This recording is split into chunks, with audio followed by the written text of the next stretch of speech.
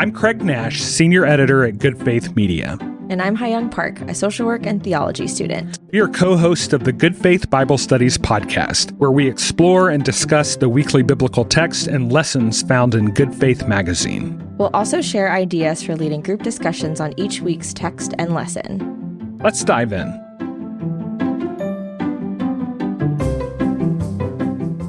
This week's passage comes from Exodus 17, 1-7. From the wilderness of Sin, the whole congregation of the Israelites journeyed by stages as the Lord commanded. They camped at Rephidim, but there was no water for the people to drink. The people quarreled with Moses and said, "Give us water to drink." Moses said to them, "Why do you quarrel with me? Why do you test the Lord?" But the people thirsted there for water.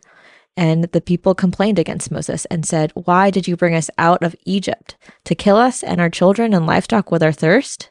So Moses cried out to the Lord, "What shall I do for these people? They are almost ready to stone me." The Lord said to Moses, "Go on ahead of the people and take some of the elders of Israel with you. Take in your hand the staff with which you struck the Nile and go. I will be standing there in front of you on the rock at Horeb. Strike the rock and water will come out of it, so that the people may drink."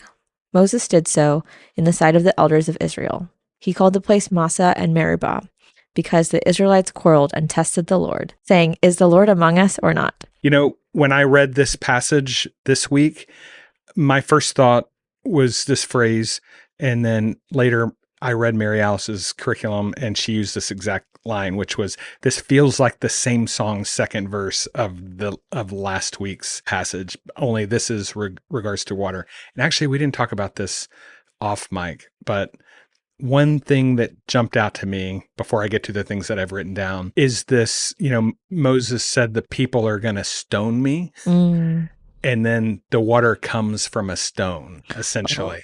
So I wonder if the author of the Exodus is kind of doing a little wordplay. I bet. I'm sure there's some rabbi that said something about that. Yeah. So that puts me on par with some rabbis. So, right. Yeah. That's exactly. So the other kind of initial thought is this does seem like the same story from the previous week, but it's a lot shorter. So it doesn't feel connected to like Sabbath and ritualizing the practice of collecting food. It's like an immediate response to a complaint with a miracle. So I just wonder, why is that? Is God just tired of dealing with this? And so God's just like, just hit the rock with your staff and give him water. Is it easier miracle? Just some good questions to ask. When I heard this, it made me think of both this passage and the previous passage. And I believe Mary Alice wrote this in one of these lessons, is that God doesn't seem that concerned with the complaining of the people, not nearly as concerned as Moses is concerned with it. And then my last thought, this is just kind of hey, this is a random thing I noticed. Where's Aaron in the middle of this? Aaron was in last week's kind of episode, and then Aaron is missing. So those are just some thoughts initially. How about you? Yeah. Well, I think when I look at this passage, it seems like it's drawing attention to Moses naming it. So he says the place is Massah Meribah because this is where they quarreled and tested the Lord.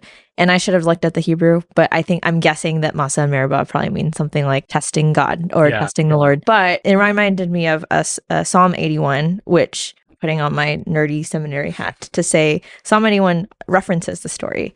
And I'll read some of the verses from it. It says, "In your distress, you called and I answered you. I tested you at the waters of Meribah." And it goes on to say, "I am the Lord your God who brought you out of Egypt. Open wide your mouth and I will fill it." And again, like you said, Craig, like God is not as concerned that they're whining. What he's saying is like, open wide your mouth and I'm going to give you exactly what you need. And it's just so parental and so like genuinely concerned with their holistic well-being rather than their ability to appeal to his authority and his power, which I think is it just sets the stage well for some of the things we were about to talk about and then just the rest of the story in Exodus. Yeah, those are excellent thoughts. We look forward in just a few moments to speaking about Mary Alice's curriculum for this week.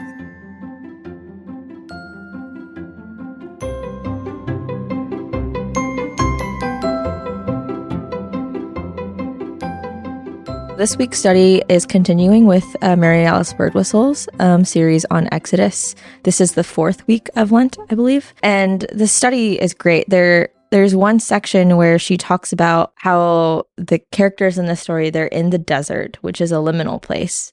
And she highlights how often those places where you're in between, you're already there, kind of not, that's often where like God most prominently reveals something, or like people grow in a way that they wouldn't have otherwise. That just, I don't know, it stuck out to me. It also reminded me of this paper that one of my friends wrote a long time ago about this concept of thin places, which is, I think it's like Celtic spirituality. Yeah. So this idea of like, there are these physical places in, especially nature, where the divide between like the spiritual or the divine and the material is less prominent, and it's like especially thin. Right. And me as an Enneagram 4, I'm like, I love to romanticize things that are complex and moody, and so you know, that just like appeals to me.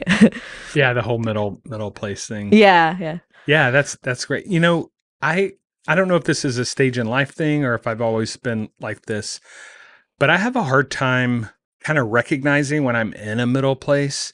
And she quoted Richard Rohr, who said, basically get to a middle place as quick as you can, because that's where you'll find God. You know, for the Israelites in this story and in the whole story of Exodus, they're kind of aware that they're in a middle place, I assume. And honestly, maybe last week they were complaining about, we had all this food under Pharaoh. This week they're complaining they don't have water. So one reason it could be shorter is because water is a more immediate need than food often is. But I wonder, did they sense that they were in an in-between place?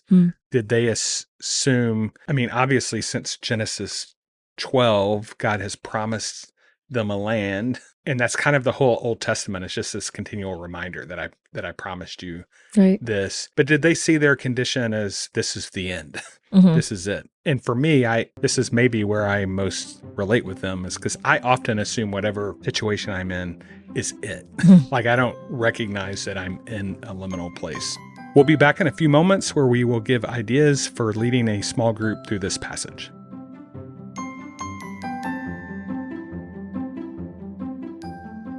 Before we discuss some ideas for leading a group through this week's text and lesson, we want you to know that we have created a leader's guide to help you prepare. The leader's guide contains an overview of the lesson, some highlights to focus on, and several discussion questions for your group to go through. For those questions, you can focus on one or all of them or any combination. Also, feel free to adapt them for your particular group's needs. The leader's guide can be found at goodfaithmedia.org.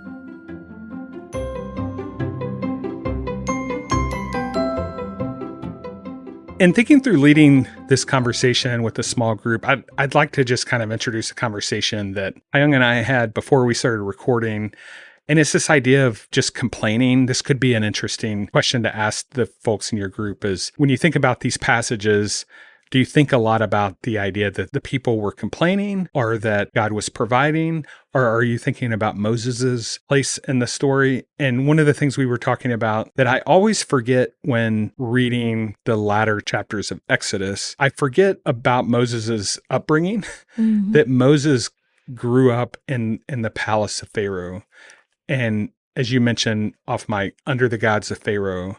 And in a lot of, and in the same way that the people of God don't turn on a dime from generations of enslavement to this posture of trust in God, Moses also doesn't move out of his whole lifetime of being in the royal palace, being under different gods. And so I wonder, this could be just a topic of conversation, is how much of Moses's leadership is about his kind of newness to the things of God as well. Yeah, because when we look at the character of Moses in the story, there's such like angst and ambiguity in his role. Like he kind of understands what he's doing. He's like this go-between between God and the people, but he also doesn't want that. He's like rejecting it, and he's resenting the people, and sometimes even God for that role.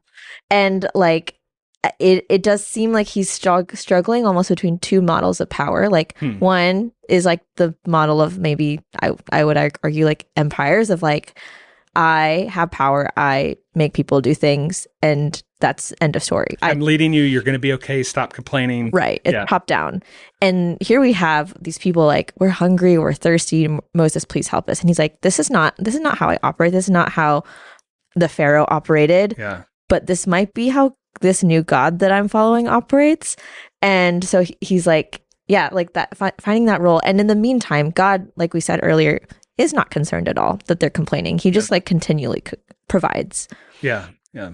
And so I don't know, maybe something you can do with your communities is compare Moses's response, God's response, and then maybe even like how you often respond. Like, how do we respond to the complaints of others? Do we see that as something to be debtored, especially when we're in places of leadership? Or is that something where we seek to provide, or I don't know, somehow mitigate? Yeah, maybe a good question to ask. I'm glad you brought up leadership. I hate talking about leadership. I hate reading books about leadership. I apologize if you're in a Sunday school class listening to this and you have written a book about leadership. I'm sure it's the best one but I don't typically like to think about it. But this passage and the whole Exodus story really invites us to think about how we are leaders, but also how we are followers, and in which ways, so maybe that's could be a great topic of conversation is, what does this say about how you are leading if you are a leader, and how you are following if you are a follower? Right. Yeah, because we see Moses essentially as the first priest ever, and he's wrestling with what it means to be following God, who is the ultimate authority, but also guiding alongside people in a way that is still honoring to their individual dignity and needs. Yeah. And then lastly, as we are nearing the end of the Lenten journey, if you're on a Lenten journey, this is a good time to just reflect on the journey aspect of, where the people of God are in the wilderness versus where you are in the wilderness. So that might be a good topic of conversation. And we look forward to joining you next week.